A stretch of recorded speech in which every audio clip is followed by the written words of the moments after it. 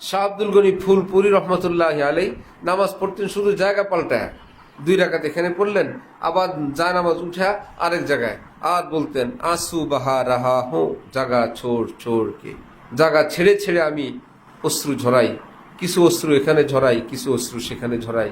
কিয়ামতের মাঠে যদি জমিন আল্লাহর কাছে আমার নামে একটু সুপারিশ করে, আল্লাহ আমার বুকে অশ্রুর চিহ্ন আছে, আমি সাক্ষী। নাহমাদুহু ওয়া নুসাল্লি আলা রাসূলিহিল কারীম।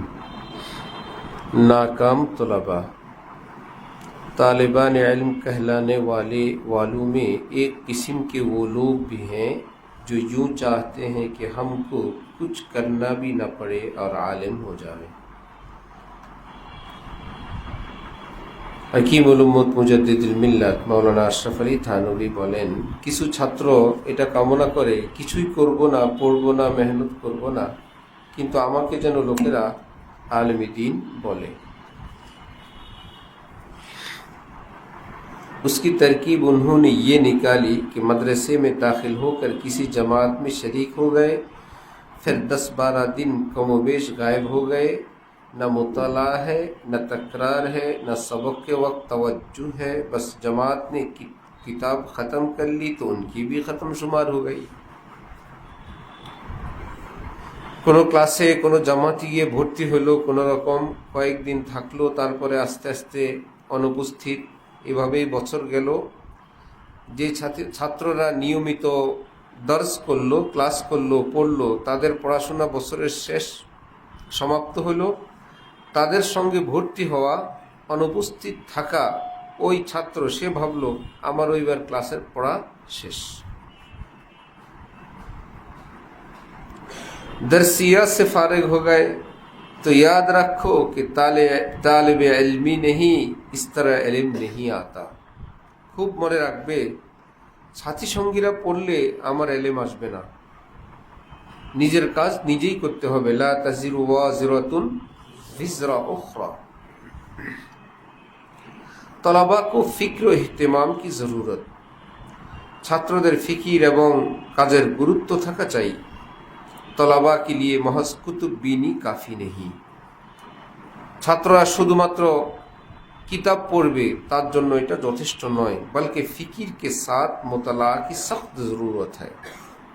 অত্যন্ত মনোযোগ সহকারে ভেবে চিনতে পড়বে। और फिक्र मुताला इख्तिलात के साथ नहीं हो सकता। খুব মনোযোগ, খুব ভেবে চিনতে, অত্যন্ত গুরুত্ব সহকারে পড়বে, এটা কখনো গল্প গুজব আড্ডাবাজি এর সঙ্গে একত্রিত হয় না। उसके लिए एक सुई और तन्हाई की ज़रूरत है। তার জন্য একান্ত একাগ্রতা, নির্জনতা প্রয়োজন। এই নির্জনতা পাবো কই? মাদ্রাসায়, স্কুলে, ভার্সিটিতে তো অনেক মানুষ, নির্জনতা পাবো কই? এটাকে বলে যে খালওয়াত বা আঞ্জুমান। শব্দটা হলো কি? খালওয়াত বা আঞ্জুমান, সবার সাথে থেকেও একা থাকা। ও সবকে সাথ রহকে ভি সবসে জুদা রহে। সবার সাথে থেকেও তিনি সবার থেকে কি পৃথক। দেহটা আছে সবার সাথে, না কারো গল্পে আছে, না কারো সুখে দুঃখে আছে, না কারো হাসি রসের কথায় আছে, না রাজনীতিতে আছে, না পত্রিকার সংবাদে আছে। সে আসছে গতকাল রাতের খবর, হযরত ওয়ালা দামাত বারাকাতুহুমের ব্যাপারে আমরা কি শুনছি? লালবাগে 3 বছর যেই সিটে হযরত থাকতেন, পাশের সিটে যেই ছাত্র থাকতো, যার সঙ্গে 3 বছরে একটা কথাও হয় নাই।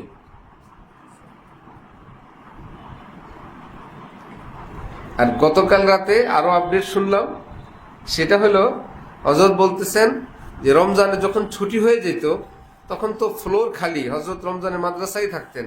হযরত বলতেন ওই রমজানের ওই বন্ধেও আমার যে সিট ছিল এর বাইরে আমি কোনোদিন কোথাও যাইনি। ওই সিট এখান থেকে সোজা বের হয়ে যাওয়া, বের হয়ে এসে আবার মৌমাছির মতন আমি আমার জায়গাটায় বসা। এটা হলো খালওয়াত বা আঞ্জুমান, সবার মধ্যে থেকেও পৃথক থাকা। কিছুদিন যদি এরকম হয়, বক পাখি মাছ ধরে, মুরব্বীরা বলেন যে একটা পর্যায়ে তার মনোযোগ এত বেশি মাছের প্রতি থাকে, কেউ যদি তাকে পিছন দিক থেকে ধরে ফেলে সেটা আর পায় না। এতটা অ্যাটেনশন, এতটা মনোযোগ, ফুল মনোযোগ। আজকের পৃথিবীর বিজ্ঞানী, আজকের পৃথিবীর দার্শনিক, মহাজ্ঞানী, যারা মহামনীষী, এরা এমন কিছু পৃথিবীতে নিয়ে আসে নাই যে সে মায়ের গর্ভ থেকে বিজ্ঞানী হয়ে আসছে। আছে কেউ? আসে নাই। বরং এই ব্রেনকে, এই মেধাকে যথাযথ কাজে লাগানোর কারণে যেই মনোযোগ আল্লাহ মানুষকে দিলেন, এটাকে কাজে লাগানোর কারণে যে মেধা, যে যোগ্যতা, এটাকে সে সেরকম পরিবেশ, সেরকম শিক্ষক তার অধীন থেকে সেটাকে কাজে লাগানোর কারণে এখন তারা বিজ্ঞানী, এখন তারা দার্শনিক, এখন তারা লেখক, এখন তারা পৃথিবী নাচায়, পৃথিবী কাঁপায়। আর একই হাত পা ব্রেন নিয়ে আমি তুমি আসছি, এটা খাওয়ার জন্য, পড়ার জন্য, গল্পের জন্য, অন্যের কথা শোনার জন্য, আরেকজনের গল্প দেখে নিজে হাসার জন্য। খেলে আরেকজন, আমি এখানে হাসি বসে বসে, আমি উল্লাস করি, আমি হাতে তালি দেই। আবার সেই খেলাটা আবার স্ক্রিনে, বাস্তবেও না। কত আফসোসের কথা। পৃথিবীর কোনো প্রান্তে কেউ খেলছে, তার সঙ্গে আমার কোনো সম্পর্ক নাই। আমি এখানে বসে বসে রাত দিন সময় ঘন্টা আমার খেলা দেখতে হবে। কার খেলা? সে পাশ করবে, ফেল করবে, পুরস্কার পাবে, এই পৃথিবীতে তার নাম হবে, আমার কি হবে সেটা আমার জানা নেই। কেউ রাজনীতি করতেছে, আমি আমার সময় ব্যয় করতেছি আরেকজনের পিছনে। এমনকি জামাতে আরেকজন বিকালে কোথায় ঘুরে আসলো তার একটা গল্প, আরেকজনে একটা কিছু ঘটছে তার একটা গল্প, কারো বাড়ির একটা গল্প, কারো মোবাইলের একটা গল্প, কারো হাসি রসের একটা গল্প। এগুলো শুনেই কিন্তু দিন কাটায়, মনে মনে ভাবে আমি সবার সাথে আছি। এই যে সব ছাত্ররা পড়তেছে, আমি তাদের সাথে আছি। এরকম বোকারা কোনোদিন কিছু করতে পারে না। যে নিজের জীবন মেরামতের জন্য প্রাণপণ যুদ্ধ শুরু করে, সবার সাথে থাকেও সে সবার সাথে নাই, আছে এই পৃথিবীতে বেঁচে থাকার জন্য। হযরত আলা দামাত বারাকাতুহুমের ছাত্র জমানার কি ছিল? আসসালামু আলাইকুম। ওয়ালাইকুম আসসালাম।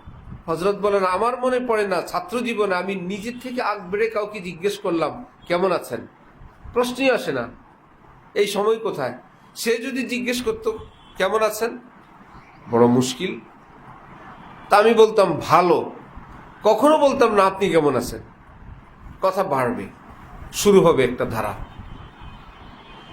আপনি কেমন আছেন, তারপরে তো তার বাকি কি খবর, শরীরটা কেমন, পড়ালেখার কি অবস্থা। ছাত্র তো শয়তান তোমাকে দিয়ে পড়ালেখারই খবর নিবে, তো পড়ালেখার কি অবস্থা, যে বেফাক দিলেন কত নম্বর হবেন, এই গল্পের দ্বারা বেফাকে নাম্বার বাড়বে? কি অবস্থা, তো বেফাক দিলেন, আশা করি আপনি সিরিয়ালে যাবেন তো ইনশাল্লাহ, এই আলোচনার দ্বারা একটা নাম্বার বাড়বে? ভাই পরীক্ষা শেষ, যা হওয়ার হবে, ফলাফল আসলে দেখবেন। একজন আমাকে জিজ্ঞেস করতেছে এবছর এক রমজানে শেষের দিকে, এবার সবে কদর কবে গেল? বললাম ওগুলো বড়দের কাজ, এগুলো তো আমাদের কাজ না। মানে উনি একজন এখন আকাবির, ওনার সঙ্গে আমি আরেকজন, আমরা এখন সবে কদর নিয়ে আলাপ করব। ফাজিল বক্স, সবে কদর কবে গেল? ভাই তুমি যদি টের পাও ভালো, পৃথিবীর কে টের পায়, কয়জন আছেন? এরকম লক্ষণ দেখে সুনিশ্চিত বলার ক্ষমতা তো কারো নাই। কিছু আলামাত লক্ষণ দেখে যারা সেই কামিলিন অনুমান করেন, মনে হয় হয়ে গেছে এই। আরে সৈয়দ আলী সেও আমার সঙ্গে আলাপ করা শুরু করছে সবে কদর কবে, মানে একটা কাজে ব্যস্ত থাকা। এই জন্য আমার ভাইয়েরা, আমরা সবাই চুপ থাকি, এতে ব্রেনের ফায়দা। দুরূদ শরীফ পড়ি, জিকির করি, ঘুমায় পড়ি, অথবা নিজের কাজ করি। এই কাজের মধ্যে হলো যেটা হযরত বললেন, ফিকির এবং ইহতেমাম। কি আছে, এটা কি শব্দ, এটার কি উচ্চারণ, সাহিত্যিকরা এটাকে এই ভাষায় কিভাবে উচ্চারণ করেন, আমাদের দ্বীনি পরিবেশে এই শব্দটার কি উচ্চারণ, কি তালাফুজ, আমার উস্তাদরা কিভাবে করেন, এটুকুন আমার হইল, সেভাবে উচ্চারণ করেন। এটার অনুবাদ হইল এই, এখানেই পরীক্ষার কথা হযরতের মনে আছে? পরীক্ষার প্রশ্নের উত্তর কিভাবে দিতেন মনে আছে? প্রশ্নের উত্তরের ভূমিকা কি লিখতেন? প্রশ্নে উল্লিখিত এই অংশের জবাব উত্তর কিতাবের এত নম্বর পৃষ্ঠা থেকে এত নম্বর পৃষ্ঠায় বিদ্যমান, তার পূর্বে এই আলোচনা, তারপরে এই আলোচনা, মধ্যখানের এত পৃষ্ঠা এই প্রশ্নের উত্তর। বিসমিল্লাহির রহমানির রহিম। কতটা ক্লিয়ার! সবাই ভাবে আমি যদি স্কুলে পড়তাম বিজ্ঞানী হইতাম। এখানে বিজ্ঞানী হওয়ার বহু ব্যবস্থা আছে। আমি যদি স্কুলে পড়তাম বিজ্ঞানী হইতাম। তুমি পড়ো মাদ্রাসায়, নাহু সরফ পারো না, বিশুদ্ধ আরবি পারো না, উর্দু পারো না, বাংলা পারো না, হাতের লেখা পারো না, গ্রামার পারো না, তোমার মতন এই অলস পৃথিবীতে যেখানেই যাবা সেখানে এই মানের হবা। হ্যাঁ, আবার তোমার সঙ্গেই থাকা আরেকজন, একই ফ্লোরে একই বোর্ডিংয়ে খাওয়া আরেকজন, 10-20 বছর পর শুনতে পাবা তিনি শাইখুল হাদিস, তিনি খতিবে আজম, তিনি মুনাজির আজম, তিনি মুফতি আজম, তিনি মুহাদ্দিসে কবির। কি ব্যাপার? একত্রিত ছিল, একত্রিত ছিল দেহের দিক থেকে। সে তোমার মতো গাফেল থাকে নাই, সে চৌকান্না ছিল, হুঁশিয়ার ছিল, প্রতিদিন তার সংগ্রহ ছিল। আজকে আমার সংগ্রহ কি?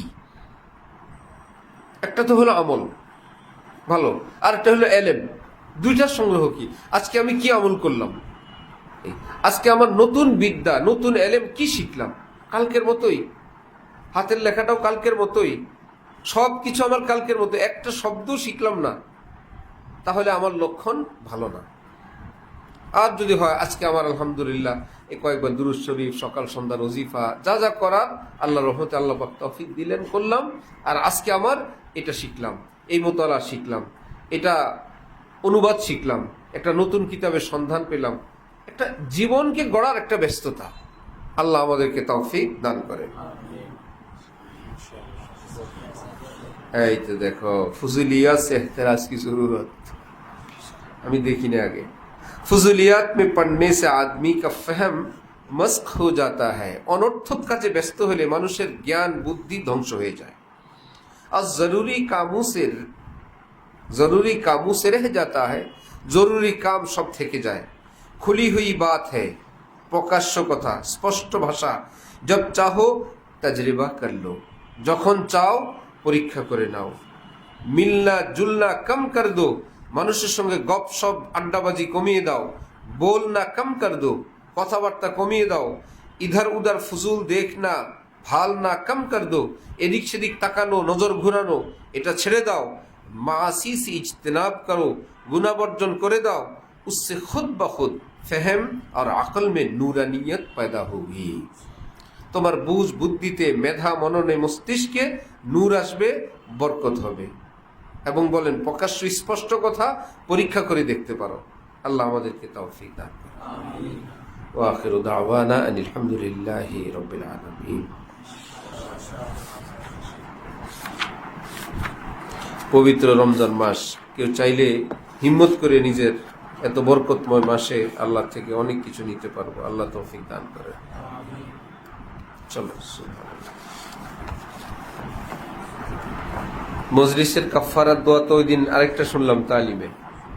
কোন মজলিসে বসলে আল্লাহ পাকের নাম, নবীজির দুরুদ একদমই না নিলে তো জান্নাতীরা জান্নাতে যাওয়ার পর যে বিষয়ে আফসোস হবে, এর মধ্যে একটি বিষয় হলো কোনো মজলিসে বসা হয়েছিল কিন্তু সেখানে আল্লাহ পাকের নাম নেওয়া হয়নি, অথচ লোকটা জান্নাতি মানুষ। জান্নাতে যাওয়ার পর ওই মজলিসের কথা মাঝে মাঝে মনে পড়বে আর কষ্ট হবে, ইস অমুক জায়গায় বসছিলাম, আল্লাহকে ডাকি নাই, একবারও আল্লাহর নাম নিলাম না। এই কষ্ট জান্নাতের যাওয়ার পরেও হবে। একটু দুরূদ শরীফ পড়লাম না, দোনোটাকে একত্রে বলা যায় সুবহান রাব্বিকা রাব্বিল ইজ্জাতি আম্মা ইয়াসিফুন হামদ ওয়া সালামুন আলাল মুরসালিন দুরুদ, আবার হামদ আলহামদুলিল্লাহি রাব্বিল আলামিন। এটুকুন পড়লে হয়ে যাবে। হযরত আল্লাহ যোগ দিবেন সাল্লাল্লাহু আলান নবিয়্যিল কারীম, দুইবার হামদ দুইবার দুরুদ। সুবহান রাব্বিকা রাব্বিল ইজ্জাতি আম্মা ইয়াসিফুন হামদ ওয়া সালামুন আলাল মুরসালিন দুরুদ আলহামদুলিল্লাহ রাব্বিল আলামিন আবার হাম, সাল্লাল্লাহু আলা নবিয়িল কারীম আবার দুরূদ। আর এটা না হয় কমপক্ষে সুবহানাল্লাহি ওয়া বিহামদি, সুবহানাকাল্লাহুম্মা ওয়া বিহামদিক, আশহাদু আল্লা ইলাহা ইল্লা আনতা আস্তাগফিরুকা ওয়া আতুবু ইলাইক। সেটাও না পড়ো, একদম দুরূদ শরীফ, আস্তাগফিরুল্লাহ আস্তাগফিরুল্লাহ। এর মধ্যে তো জিক্রুল্লাহ আছে, দুরূদ শরীফ, জিক্রুল্লাহ আছে, সুবহানাল্লাহ, আলহামদুলিল্লাহ। এই যদি শুরু করি আজকে থেকে, আমরা যেখানেই বসবো কমপক্ষে ওই জমিনকে জিক্রুল্লাহ সাক্ষী বানাবো। কিয়ামতের দিন তো সব জমিন উঠবে আল্লাহর কাছে সাক্ষী দেওয়ার জন্য। আল্লাহ আমার বুকে দাঁড়ায় আপনাকে ডাকছিল, আল্লাহ আমি সাক্ষী, আমার উপর নামাজ পড়ছিল। যে যেই বরাবর নামাজ পড়বে জমিনের ওই বরাবর জমিন, মাটিতে যাওয়া লাগবে না 5 তলা থেকে। শাহ আব্দুল গনি ফুলপুরি রহমতুল্লাহ আলাই নামাজ পড়তেন শুধু জায়গা পাল্টায়, 2 রাকাত এখানে পড়লেন, আবার যায় নামাজ উঠা আরেক জায়গায়, আর বলতেন আসু বাহা রাহা হো জাগা ছোড় ছোড় কে, জায়গা ছেড়ে ছেড়ে আমি অশ্রু ঝরাই, কিছু অশ্রু এখানে ঝরাই, কিছু অশ্রু সেখানে ঝরাই। কিয়ামতের মাঠে যদি জমিন আল্লাহর কাছে আমার নামে একটু সুপারিশ করে, আল্লাহ আমার বুকে অশ্রুর চিহ্ন আছে, আমি সাক্ষী। আজকে থেকে যেখানেই বসবো একবার আল্লাহ পাকের নাম নেওয়ার অবশ্যই চেষ্টা করব। একবার সুবহানাল্লাহ, আলহামদুলিল্লাহ অথবা দুরূদ, এই উঠে যাওয়ার সময় হোক, বসার সময় হোক, যে ভাই বসলাম তো কিছুই হলো না। আল্লাহ আমাদেরকে তৌফিক দেন, কবুল করেন।